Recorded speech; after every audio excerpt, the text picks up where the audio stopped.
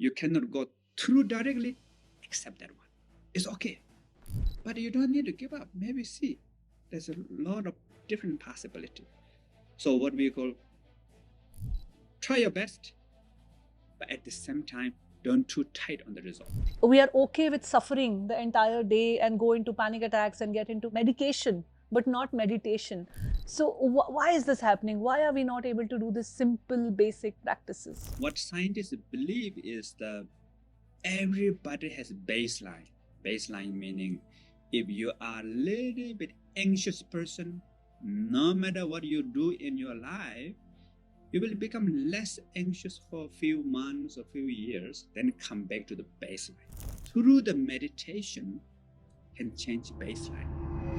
The essence of meditation is not for peace, calm, and joy, or not get rid of thought and emotion. It is just connecting with awareness. We burden our meditation with so much of expectation that meditation should look like this. It should lead to this result. It should give me peace of mind. It should give me calmness in my thoughts. It should give me clarity, and all of that. That we burden it with so much of our expectations that the whole process becomes less enjoyable. Three things: view, meditation, application. If we only work with one, then it will not go so far. Unhealthy self is only 10%. We have 90% of this healthy sense of self. But the problem is we only look at the 10% and we ignore the 90% within us. Panic is my teacher and my best friend. How can we see it as friends? My father said, don't try to get rid of panic attacks. And I said, why? Welcome to the Journey Within podcast with me, Shobha Rana. In this show, we try to find a window for self discovery and transformation for you through the personal growth journeys of our guests, the stories that they share, the experiences, and the life lessons that they have lived. The only aim of this podcast is to help you connect with your own real self, connect with your own self at a deeper level so that you can create a meaningful transformation and shift in your life. So let's master our inner world with the Journey Within podcast.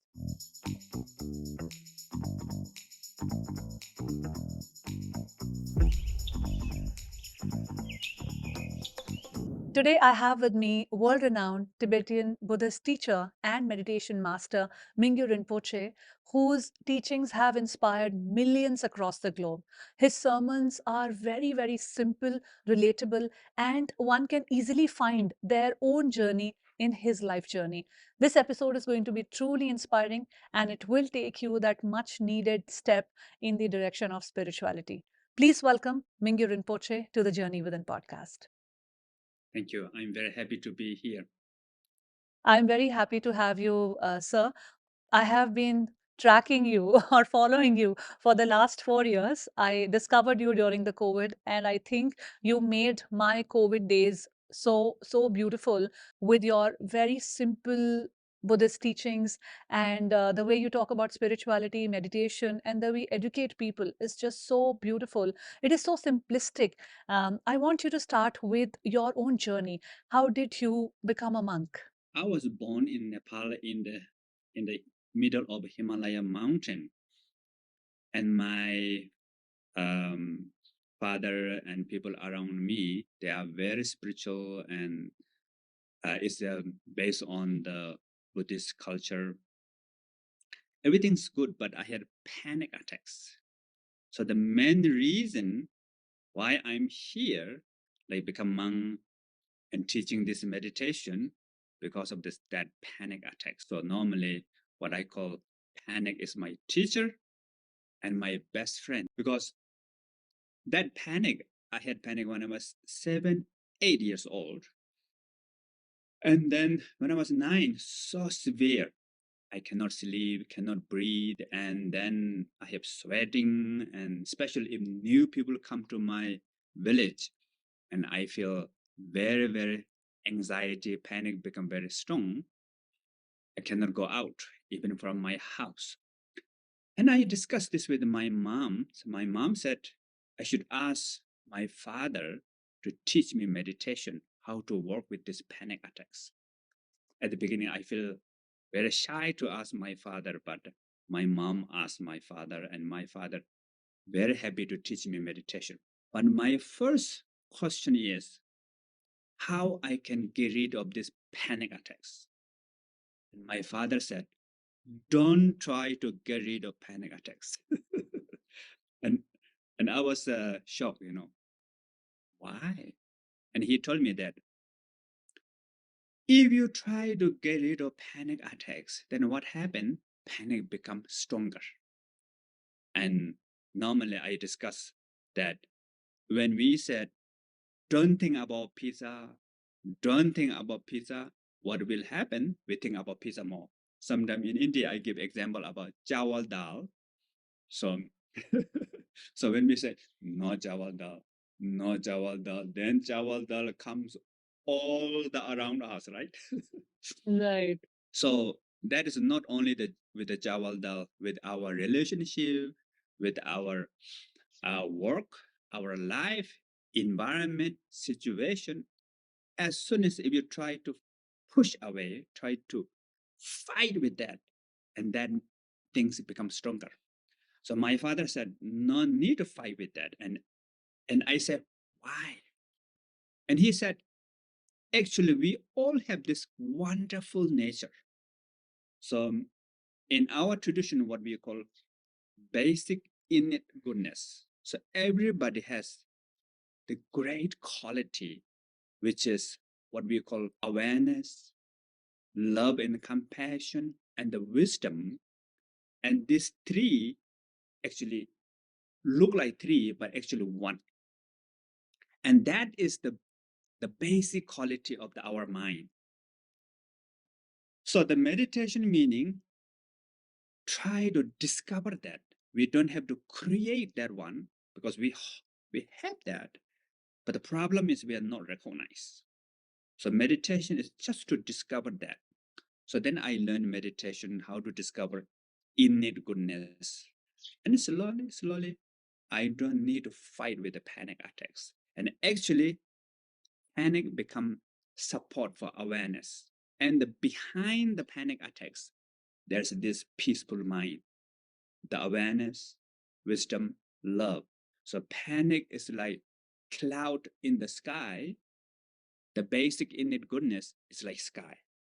So no matter how strong the cloud, even cloud become tufan, or the worst pollution in the sky, but that pollution cannot change the nature of sky. Sky is always beyond, present, free. So that is our fundamental nature.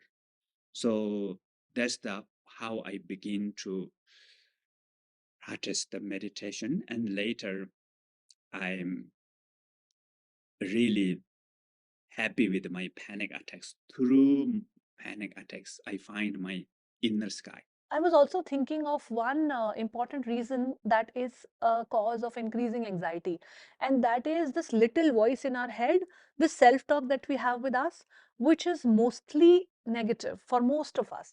I know very few people who have a very positive self talk, that they're always beaming with this positive. The moment you're entering into a meeting for a big presentation, for any big opportunity, for an exam, this negative self talk takes over, which tells you that, oh, you are not enough, oh, it's going to get out of hands. And that creates a lot of panic. So, how do we kind of strengthen this little inner voice so that it becomes an enabler instead of a limitation for us in achieving our goals? Appreciation. So maybe at the beginning of the day, maybe try to take 5 minutes, just write down. If three lists good, not one or two appreciation, and then repeat that in the day. Appreciate, just appreciate. No need to say, no, don't think about that, don't think about that, or think about that. Just appreciate. Oh, like I'm here in the now uh, Himalaya mountain, and I'm in the nunnery, and every day I try to appreciate, and I see environment really nice. If I not appreciate, I may not see these beautiful trees, place, food, friend, situation. We become almost blind, though our eyes looking at, but we will not see it. So when we begin to appreciate, then within ourselves, there's a lot of great quality. So I think through that, it will really help. Appreciation and gratitude helps us in seeing a larger picture than just sticking to that only this exam, only this meeting, and the negative self-talk keeps becoming bigger and bigger and bigger. This is a watch, right? If we have the best watch in the world, if you don't know your own watch cannot tell you time, though you have the best watch in the world. So same thing, we have this 90% of good qualities. If you not recognize it, then they are not activated. Very powerful. But when we recognize, they activate, they become alive. Was such a powerful example. The watch that you said, it could mean so much when you know how to recognize time with it, because then you can structure your day and the whole world works according to the clock. And if you don't recognize, then it means nothing. It's just another object on your wall. Yes. Yeah. Yes. Rinpoche sir, you said that there is no need to fight the panic. There is no need to become afraid of the panic, but instead becoming friends with the panic. Instead, using it as a support for awakening your awareness. That is what you teach in your, sermons and your classes as well. Sir, but when panic hits us, in the modern day, we get panic about almost everything in life. If the exam is not going well, then there is panic. If the job is not doing okay, then there is panic. If a friend is not picking up our call, then it's panic. If we are getting late, then it's panic. If we are stuck in the traffic, then it's panic. So what I'm trying to say is that the structure of our entire day is filled with moments of panic. And what you have given as a tool is the kind of awareness that you see that panic as your friend. How can we see it as friends? Help us navigate through our everyday challenges that start right at the time of, shutting off the alarm clock and waking up in panic that, oh, okay, I'm late by 15 minutes or more. And then you end the day with panic again that, oh, tomorrow I have to do all of this. So how does one find their window to becoming friends with panic? Yes, absolutely. So at the beginning, we have 3 steps. So the first step is we need to get in touch with the awareness through maybe breathing. So, what we call breathing meditation, just knowing the breath. For example, do you have breath now or no? Yes. Right? Everybody has breath, otherwise, you cannot listen my video. So, when I ask you, are you breathing now? In that moment, our mind, our awareness is with the breath. That's all. That is the meditation, actually. Mind and the breath together. So when you're breathing, you know you're breathing in. When you're breathing out, you know that you're breathing out. That's all. But we cannot stay too long with the breath. It's just glimpse. So at the beginning, we know we are breathing, then Jawadal comes in the middle, we forget. Maybe in the end, we remember breath again, and then we lost in the past or we lost in the future. Totally fine. So that's the first step with the breathing or with the sound, any sound, maybe the bird, or maybe music, maybe traffic, anything. Just listen, listen, listen. Or mental recitation. So in India and Nepal, Tibet, we have this habit of reciting mantras or pray. So let's say Om, Om in the mind, close mouth, or you can make your own word. Let's say, I'm fine, everything's fine, I'm fine, with a silent lip. So when you do that, you are connecting with awareness. One of these 3 things, which one is easy for you, we can do that. Or we can change time to time. First step. Second step, we need to feel our body.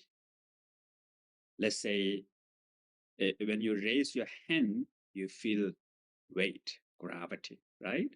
Or maybe you feel warm and cold in your palm. Or then if you raise your hand too long, you have pain around your shoulder. So just feel the body, feel the sensation in the body, cold, warm, pleasant, unpleasant, hungry, full, anything. Just relax the muscle, feel the body. Second step. Now, the third step is when we experience the anxiety, then feel the anxiety. At the beginning, little bit get worse, but eventually, that is the one of the best solution to free from anxiety, because now anxiety becomes same as breathing. When we watch breath, breath becomes support for awareness. When we feel the anxiety, that is become support for awareness. Not only that, normally what we call, when you see the river, you're out of river. When you see the mountain, you're out of mountain. So if you see the panic, if you see the anxiety, you're out of anxiety. Awareness become bigger than anxiety. Anxiety is just object. So these three things, slowly, then the anxiety becomes support for your friend, your teacher. But first, if you are very new to meditation, first you have to do the first step, maybe breath, sound, mental recitation. 1 month, every day, at least 5 minutes. I'm trying to take a deep, intense learning from you in the space of meditation, Rinpoche sir, because you are such a celebrated monk. You do sermons across the world and you simplify the concept of meditation so much. So, although we've spoken a little about meditation already, I want you to give a basic, simple definition of meditation for a modern day person. So meditation meaning to connect with the awareness. Awareness meaning our mind has special quality, which is can know, can understand, can experience. Sometimes what we call the lucidity of the mind, or we are not unconscious, we are conscious. Sometimes what we call clarity aspect of mind, or luminous aspect of mind. That knowing quality. You can see my hand, you can hear my voice, you can experience sensations, you have feeling, emotion, thought. So, but that thought, emotion, feeling conscious with us all the time. But now what we have to do is we need to recognize and be with that. So knowing with breath, knowing with the sound. So to connect with the awareness and being with that is the essence of meditation. Rinpoche sir, you have also been a part of studies and experiments those have done to study the human brain, human mind. And since you have been such a long time meditator, your mind has been studied by universities across America, and they have discovered certain special capacity of the mind as well. So I want you to give some inputs on that. That how does meditation really changes your brain neurology? How does it change your brain functionality? What is the impact of meditation on memory and other things that we do using our brain? Yeah, so I've been teaching around the world, or begin with the USA, outside of India and Nepal, since 1998. So 1998, when I teach meditation in USA, all my students are a bit shy to share this to their colleagues. So they said, if I tell my colleagues I'm meditating, and they will feel I am a little bit off, little bit hoo-hoo, you know. I understand. 2002, then there's a big research begin to start with the University of Medicine. Then I went to also MIT, Berkeley University. So, and they did a lot of tests about my brain, what they call uh, fMRI. It's like huge machine, and they put me in the machine with the image. So I have to meditate for 3 hours without moving my head. And there's another called EEG. So during those days, what scientists believe is that everybody has baseline. Baseline meaning if you are a little bit anxious person, no matter what you do in your life, you will become less anxious for a few months or few years, then come back to the baseline. If you are a sad person, rest of your life will be sad person, even you become rich or win the lottery. In USA, if you win lottery, you can get 80 million US dollar. And that is good for maximum 2 years, a little bit happy. After that, getting worse. Marriage also same. Power, money, possession, everything helps, only temporary. So then they thought the baseline cannot change. The main system in the brain cannot change. But then when they begin to do this experiment, not only me, there are many long-term meditators. What they found is through the meditation can change baseline. Even when you're not meditating, you'll become happier. Not just happier, mind become pliable, walkable. Like for example, when we say no jawal dal comes. And in the night, we really want to sleep. I need to sleep. I need to sleep. What happened? Sleep disappears. So that is what we call our mind does the opposite. Why? Our mind is not pliable and walkable. We don't have our own mind. But through meditation, mind become pliable and walkable. And the baseline of that happiness is change. So sometimes I make joke. How many of you want to be happy? And everybody say, yes, we want to be happy. Then I give them two choice. Winning 80 million lottery or to watch boring breathing. Which one you choose? And for the happiness, scientists said, watching boring breathing, good for long-term happiness. But of course, we choose the winning lottery, right? That is the world we live in, material world. Yes, yes, exactly. Rinpoche sir, when it is very clear that our innate nature is so powerful, it's so beautiful, then naturally we should be more inclined to go towards this nature. Why are we not inclined to go towards this nature by our own? Why there has to be some tragedy that's going on in my life or some, experience of life that is not good, and then I think of going towards becoming more conscious of my own innate natural nature. Why is it not our default mode? Normally, we all try to go back to our home, what we call everybody looking for happiness, don't want to suffer. Everybody think they're doing good, what they believe they're doing good. But what you believe is right or no depend on the situation. And sometimes we are under control by ignorance, aversion, and a craving. So this is what we call the like cover. But in general, what we call if we have 10 qualities, one negative, nine positive, we only see the one negative one and we ignore nine positive things within us because these good things are normal and we see, of course, but then something unnormal, something unusual is the negative one. So the scientist said brain is a changing detector. Something abnormal, something unusual, you get the attention. So we all think, oh, words, this is a words, oh, a very bad time. But actually, there's a lot of good things are there. But we don't see it, we don't appreciate. We live with the negative instance, event, or memory for much longer than the positive one.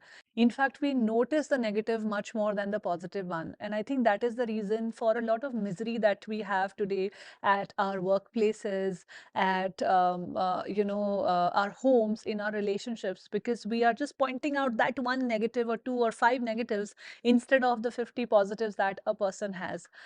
In such a moment, when we are thinking negatively about, let's say, a person or an event that has happened, how do I train myself that no, this is only one small part and there is still a larger good picture? How do I see that? So we need to learn appreciation.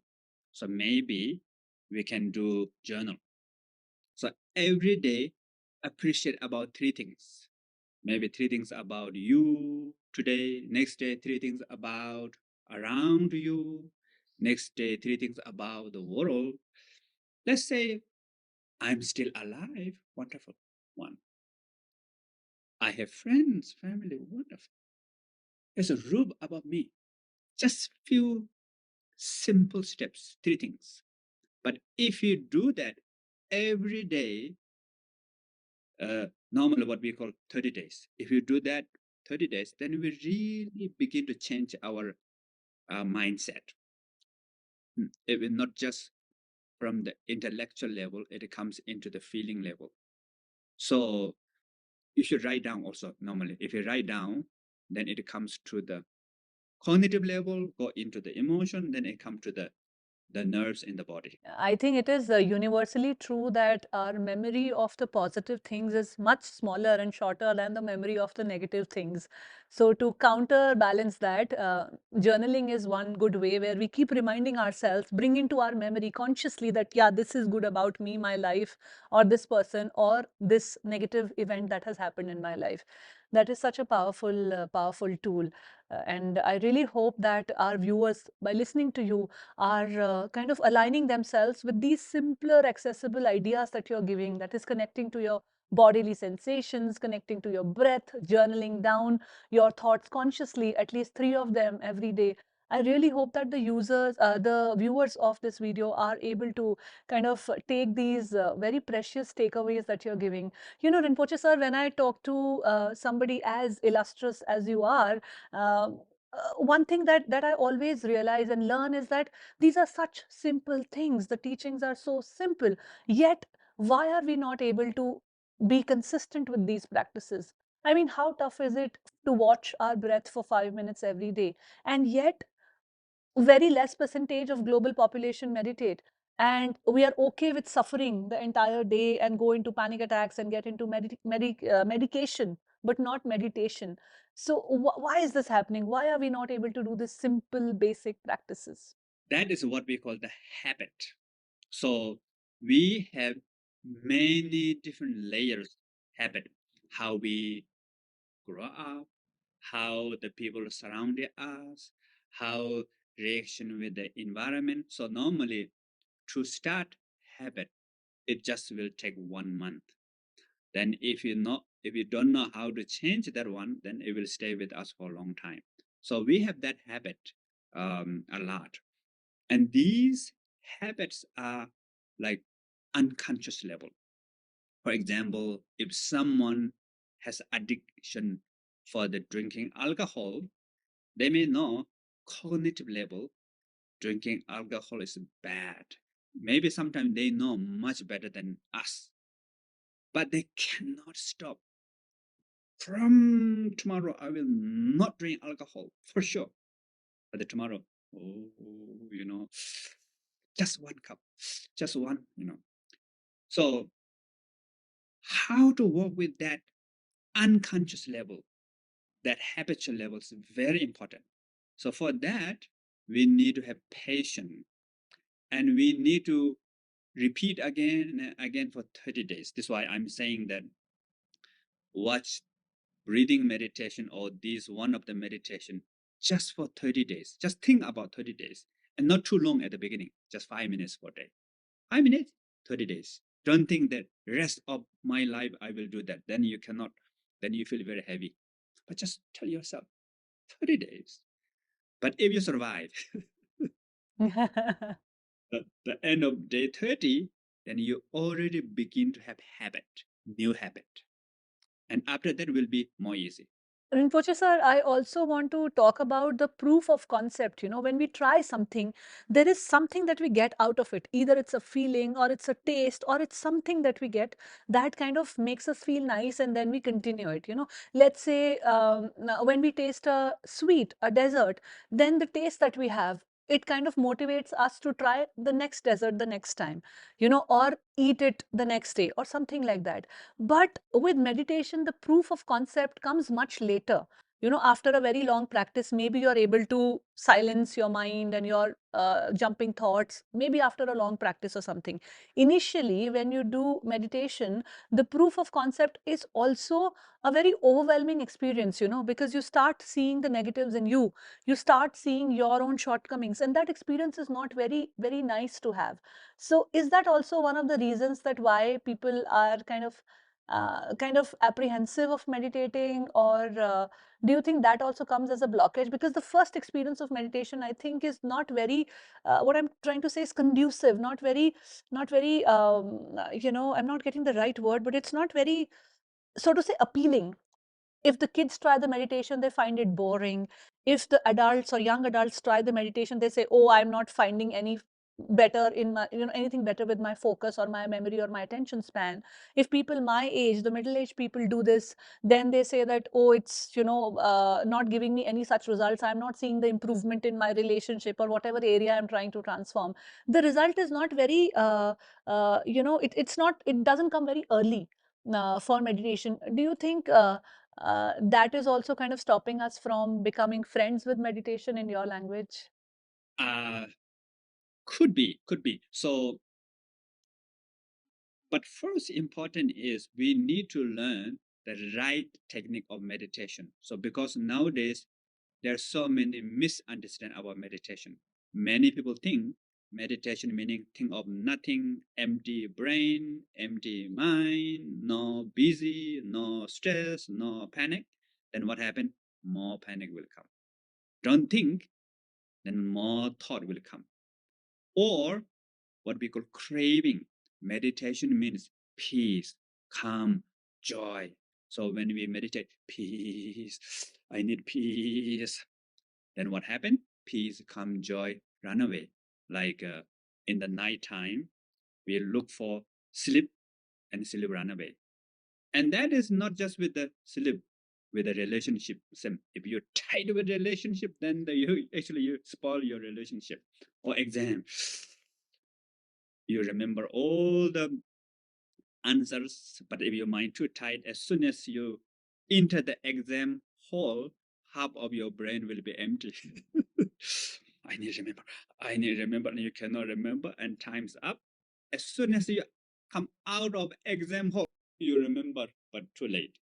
So we need to know about these things, how our mind works. So the essence of meditation is not for peace, calm, and joy, or not get rid of thought and emotion. It is just connecting with awareness. And awareness meaning knowing. You know, you can see, you can hear, you can smell, you're breathing. That's all. So if we understand the right technique, and normally it's quite easy. Meditation is very easy. Are you breathing now? Yes. That is become meditation. Can you hear? Yes. That is become meditation. And no need to have strong concentration, no need to get rid of thought, no need to look for peace. So if you do that, then meditation is normally is very easy, but then important is not too long, only for a few minutes or 5 minutes.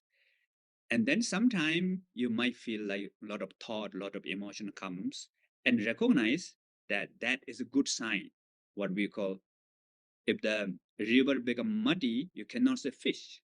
When the river become calm and clear, you see fish. But it doesn't mean more fish there.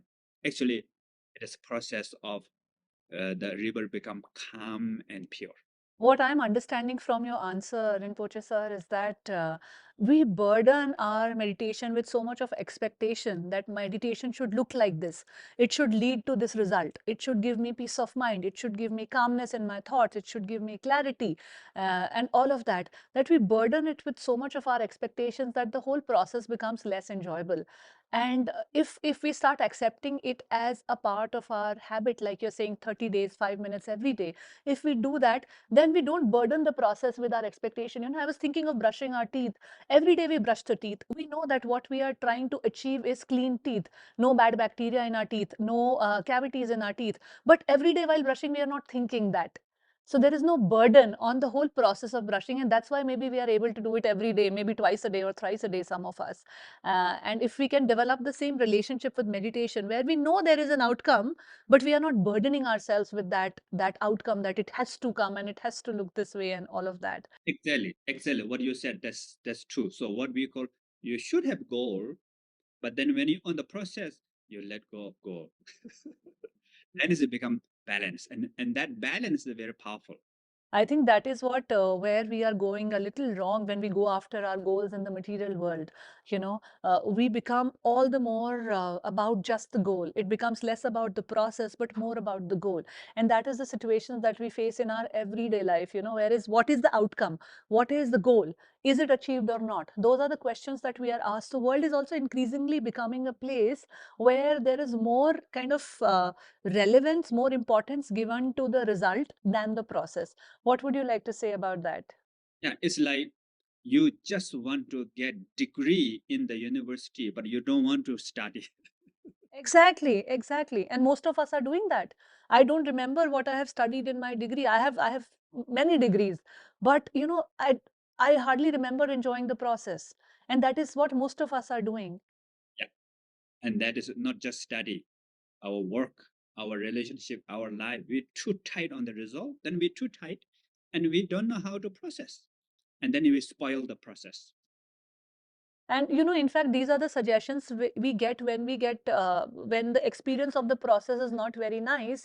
Let's say when a relationship between two people is not very nice, then somebody will come and advise you to have a child, because that is the next outcome of this relationship. So go to the outcome. The process is okay, whether you are liking it or not.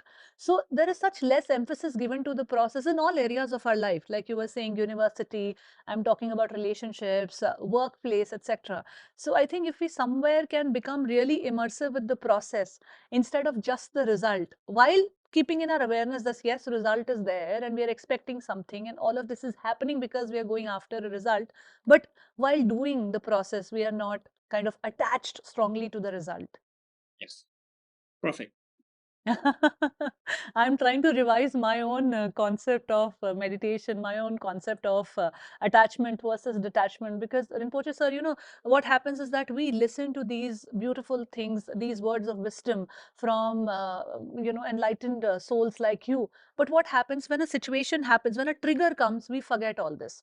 When naturally a situation at work comes, I forget that I should not attach myself to this outcome so much. I should be detached and then think of a solution. So what should we do in those moments of panic, or those triggers that force us to forget the wisdom? Yeah. So normally what we call, try our best to achieve the goal.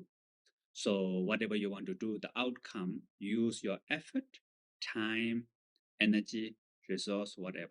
But at the same time, what we call, let go of the goal. So let go of the goal, it doesn't mean you give up. You don't need to give up, but don't too tight on the result. Sometimes it happens, sometimes not. What we call, our life is like wave of the ocean, like impermanence. Everything's impermanence. So life always up and down. Accept that one. And accept the impermanence. But the impermanent doesn't mean always dissolve, disappear, change, not like that. Because of change, you have full potential, full of possibility, different way to look at.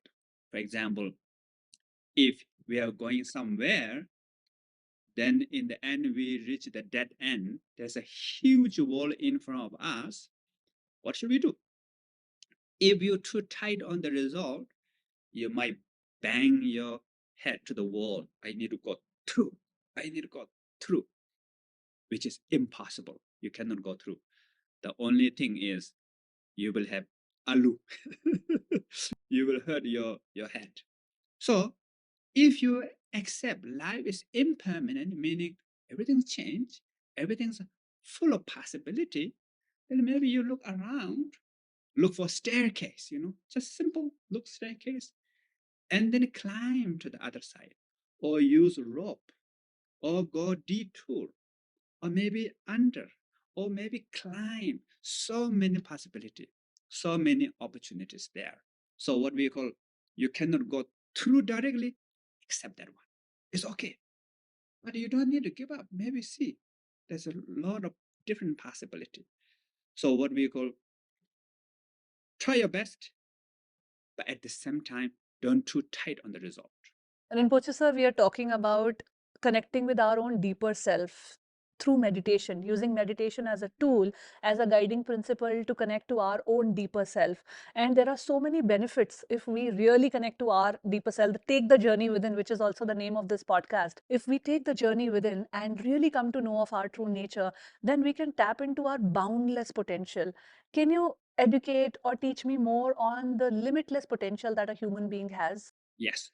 So as I mentioned before, everybody has this basic innate goodness. So that means everybody has this pure awareness, sometimes what we call non-conceptual love and compassion, and wisdom beyond concept. These are with us all the time. But of course, we cannot discover that at the beginning. We need to practice step by step. But the how to find the meaning, purpose, the journey for our life. Normally, what we call we have this surface level unhealthy sense of self, which is egoistic, selfish, without kindness, awareness, wisdom, so tight. But then when we look at the more deeper level, we have self with compassion, awareness, love, wisdom. And normally what we call that unhealthy self is only 10%. We have 90% of this healthy sense of self. But the problem is we only look at the 10% and we ignore the 90% within us. So how do we connect? Through awareness, through love and compassion, through wisdom. Like for example, if we watch the boring breathing, what happened? We are connecting with awareness. Actually, for long term, we will be more happy. Better than winning 80 million US dollar, even scientists said. So that awareness is our real self, connecting with the real self. Or if you help others, if you do social work, normally you feel very happy if you can help really society, people. You feel like this is me. You feel like this is like my home. But if you follow that unhealthy sense of self, says you important, don't care about others. Even look like you achieve really like maybe possession, money, everything, but you feel like something hollow, deeper level, something wrong, missing, or something incomplete. So to connect with the love and compassion, and of course, learning the wisdom, education is always the real cause for happiness, real cause for confidence, clarity. All these three things is the meaning of life, purpose of life. Awareness, love and compassion, wisdom. To find that. But when we talk about the situation, environment, um, material, then there's no one answer. Everybody is different. So, what you're saying is that purpose of life is basically in two things. One is connecting to our deeper sense of awareness of who we are, and second is contributing to others, creating some meaningful contribution in the world. So, there are two basically purposes that all of us have. Now, to achieve those purposes, our routes could be different. I could be creating contribution by providing for food or education or doing something for the environment or doing something for my neighbors and community. The routes can be different, the ways can be different, but the purpose remain these two. Is that what you're saying, Rinpoche sir? Exactly, exactly. And you don't need to change too much in your job or everyday life. As long as if you are not particularly working like a criminal or particular harm to others, then your job cannot help others. Otherwise, doesn't matter. Architecture, doctor, teacher, sales, household, anything. all this work help each other. I mean, it's interconnected. But then you need to put your intention, your heart. Then if you do that job with the love and compassion, your job will help you, your job will help others. What we call win-win situation. Like if you're a business person, if you really create your product, whatever, that help others, people like your product. And then that your business even better. And then you can help more to the society. It's like win-win situation for long term. So actually, with the wisdom, with the compassion, actually everybody becomes successful. With this, Rinpoche sir, there is also a parallel argument that goes that, like particularly businessmen or the people who are doing contribution in the world, some meaningful good thing they are doing, some philanthropic activity that they are doing, they do 5% of that and they justify 95% of their work that is maybe not that much in the favor of the world that we live in. Maybe that is harming others around us or nature around us, but they justify all of that with this 5% of good work or philanthropic activities that they do. What would you like to say to those people? And I'm asking this question because it's not just about people who are into businesses, but also people like me, people like us. What happens in everyday life when we are at our workplaces, there are small lies that we say without even thinking twice about it. When somebody says that you were supposed to be here at 10 o'clock, oh, I got stuck in the traffic. That is a very basic minimum lie. And we have normalized saying it so much that it doesn't feel like a mistake also to me. There is absolutely zero guilt of that lie on me. These are some things that we have started calling white lies now. The small little lies that don't harm you, but they kind of get you out of a situation. But then when you do it for long enough, it becomes your nature as well. Then you're becoming the person who can compromise on their values and even morality if a situation demands. How does one bridge these two? Always, whatever we do to find the balance is very important. If you're too tight on that no lie, then it become really tight, and then self-criticism and may create the loss of steam. But then if you really attach the lies and then out of control, it's really not good. And of course, we really try to avoid the lies, which is really on purpose to harm to others. That's the we try our best to change and avoid. But then, as you said, some lies, like normal lies, like people say, "How are you?" Maybe you have some problem, but you cannot share everything. No, I'm fine. It's okay. It's kind of a lie, but it's not the intention to harm to them. So, of course, eventually, if you can free from all the lies, wonderful. But again, don't be too tight on it also, and don't give up. We do mistakes. We have problems. Forgive ourselves. Self-compassion is very important. But at the same time, don't give up. Continue to become a better person. Sir, what has my learning been here is that, instead of saying that lie that, I got stuck in the traffic for these 10 minutes, that's why I'm late. If we can just say, I'm sorry I'm late, I'll not repeat it. If we can just say this, we rid ourselves of getting into this whole loop of becoming a person who is learning to lie. When a situation presents itself, you're okay to compromise on your values because you see it as just a normal thing. Instead, that you become a person who is more humble now, who is kind of recognizing their mistake, that whatever the reason may be, there could be actually traffic or no traffic, you're just using it as a reason, that you're humble enough to say and recognize your own mistake and then probably better yourself from there. At least we can try. Yes, and people like more actually. They will more appreciate if you become more truthful. There is so much power in recognizing, and you have time and again said that one has to discover, recognize. Those are the key operating words here, that it lies within you, you just have to discover. uh, how to begin this process of discovery for us? Yeah. So normally what we call three things: view, meditation, application. Why we need to have these three things? Because we have this cognitive mind, logical mind, and we have emotional or feeling mind. Then we have habitual or unconscious mind. So we have these three things. If we only work with one, then it will not go so far. For example, maybe all of us, we believe that if you do physical exercise every day, it's good for us. I think everybody believe. Maybe if so, raise your hand. If you ask second question, how many of you do physical exercise every day? Normally only 20% or 10%. Why? There's a gap.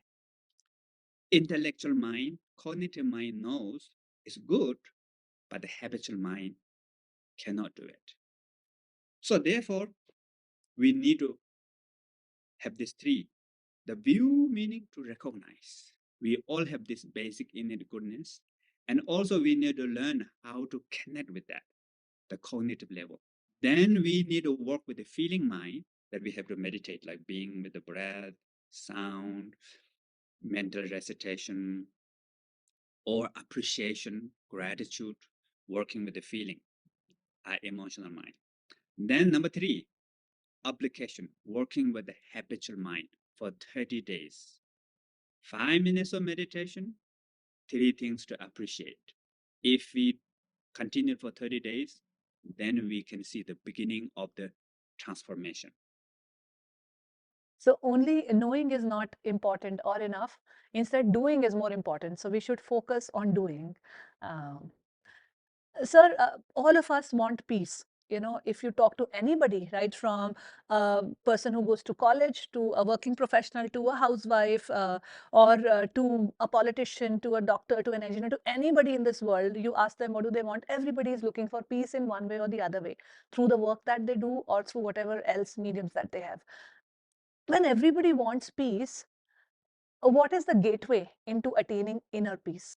So the gateway of the peace is just recognizing that you already have it. We all have these great qualities that with us right now, right here. But what do you have to do? Just discover it. And how to discover? Through awareness, through love and compassion, through wisdom. Rinpoche sir, I also want to talk to you about ego, the rise of ego, the increasing ego in us. The material world that we live in, ego is very important for us to go after our goals, and it's very important for us to associate ourselves with something so that there is a powerful, there's power in my approach towards that goal. If I'm not having any attachment to that goal or ego towards that goal, then maybe I'm not putting in my best effort. At least that is the understanding of us with ego. So ego is important also, but ego is also a big hindrance to our process of finding inner joy and connecting to our own self. So please help me understand ego and how can we work around ego. So ego is on the surface level, what we call relating with unhealthy sense of self. But it doesn't mean like if you let go of ego, then you have to become very passive and you cannot do much. There's no driving force, not like that. We have the healthy sense of self. So that really accomplish our goal is not because of ego, because of the wisdom, because of compassion, because of awareness. But normally the ego get the credit. But actually ego is destroying us, not really helping us. But sometimes what we call with ego, all this comes together. With the clashes, wisdom also comes because they're interdependent. Then we think that is ego, but actually it's a wisdom. It's compassion. So what the compassion says, I want to help others, you, everybody. And then when the wisdom says how to do that, how to figure out to help everybody, and then awareness recognize. So with these three, actually you become more successful, more peaceful, life become more meaningful. You know, Gautama Buddha, they say that he got enlightened after practicing meditation for years and after being out of his palace. So enlightenment almost seems like a destination. So is enlightenment a destination or journey? Enlightenment meaning fully discover your true nature. Awareness, love and compassion, wisdom, this basic innate goodness fully discovered, that is enlightenment. No need to go anywhere.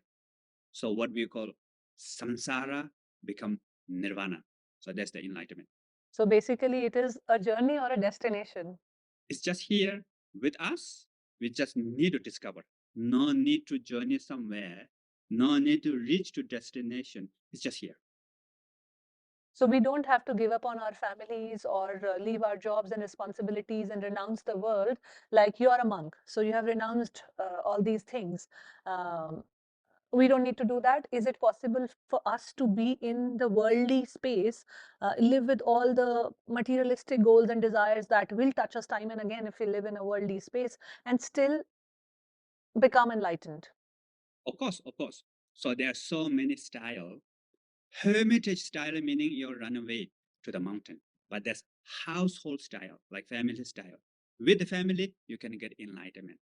There's what we call scholar style with study also.